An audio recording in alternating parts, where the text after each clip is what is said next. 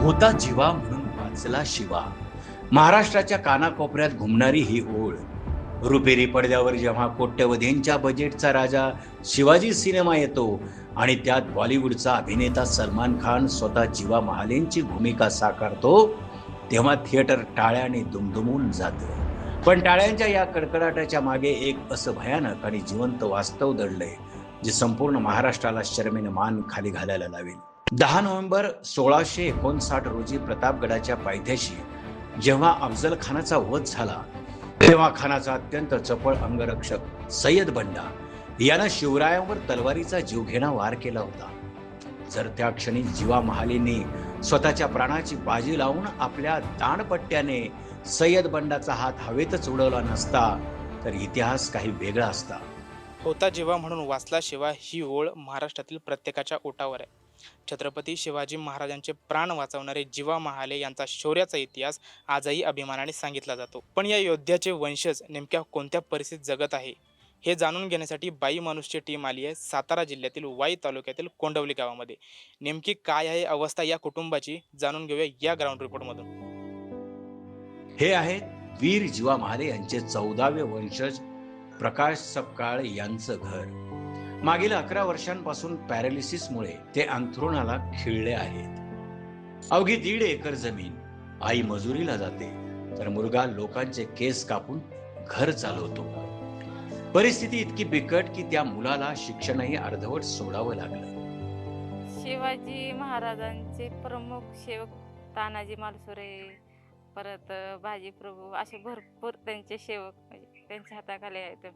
मग भरपूर जणांची परिस्थिती तशी चांगली आहे. येऊन जाऊन फक्त जी वाक्य आपण गर्वाने बोलतो की होते जिवाजी म्हणून वाचले शिवाजी, तर ती म्हणताना गर्व एवढा वाटतो की तेव्हा काळातलं जीव देणारे ते एकमेव होते आणि त्यांचे वंशज अशा एवढ्या परिस्थितीमध्ये राहतात, हे बरोबर वाटत नाही.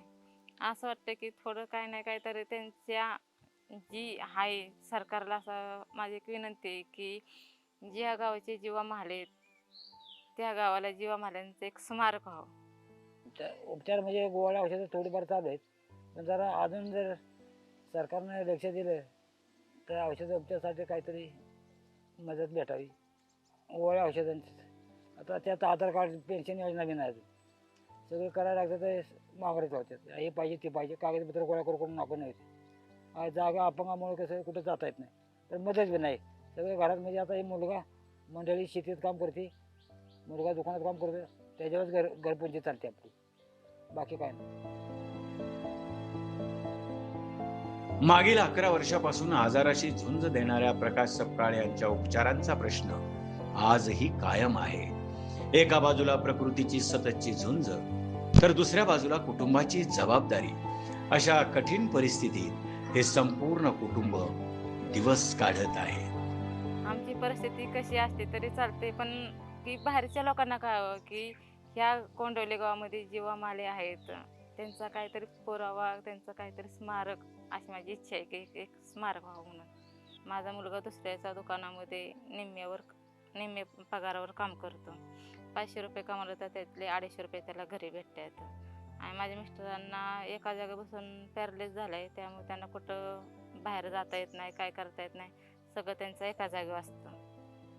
आणि मी लोकांच्या रानामध्ये मोलमजुरी करून माझ्या मुलाला आणि माझ्या मिस्टरांना सांभाळते. प्रश्न फक्त आर्थिक परिस्थितीचा नाही, प्रश्न अस्मितेचा आणि ओळखीचाही आहे. इतिहास विसरलेल्या या समाजात या कुटुंबाला स्वतःची ओळख सिद्ध करण्यासाठी संघर्ष करावा लागतोय. हे गरीब कुटुंब असल्यामुळे त्यांच्यापर्यंत कुठली गोष्ट येत नाही, बरं का. मदत म्हणावा. आणि कसं असतं, आता ह्यांचं वडील अपंग, त्याच्यामागे हे पण अपंग झाले, त्यामुळे पुढं चालणारा माणूस नसल्यामुळं लोकांना माहितीच पडत नाही ना. लोक कशी समाजामध्ये चाललं तर लोकांना माहीत पडतं की बाबा हे जीवा महाल्यांचा वंशज आहे. आता मुलगा लहान, मुलगा कसा तरी शिकून कसं तरी त्यांना आता दुकानात, सलूनच्या दुकानात काम करून आता कसं तरी घर चालवतो येतो, कारण का आर्थिक बाजू कमी आहे त्यांची. असंच त्यांना पण चॅनलच्या माध्यमातून कळालं की जीवा महाल्यांचं कुटुंब आपल्या कोंडवली गावामध्ये आहे. त्यांनी इथं येऊन भेट दिली. भेट दिल्यानंतर त्यांनी बघितली अवस्था घराची. त्यांनी काय थोडीशी मदत करून आपलं घर व्यवस्थित त्यांना करून दिलं. गावातील प्रत्येक नागरिकाच्या मनात हीच खंत आहे. या संपूर्ण परिस्थितीबाबत गावचे सरपंच नेमके काय म्हणतायत? होते जीवा म्हणून वाचल्याशिवाय एवढं ऐकून आम्ही शाळेपासून ऐकतोच आहे. तेव्हापासून ऐकून हे जीवा माले आमचे गाव आहे म्हणजे त्यांच्यासाठी काही नाही काहीतरी मिळावं त्यांना, ही आपली इच्छा आहे. आम्ही प्रत्येक हांडीवलीवरती ह्याच्यावरती जीवा माले गाव म्हणूनच हे करतो.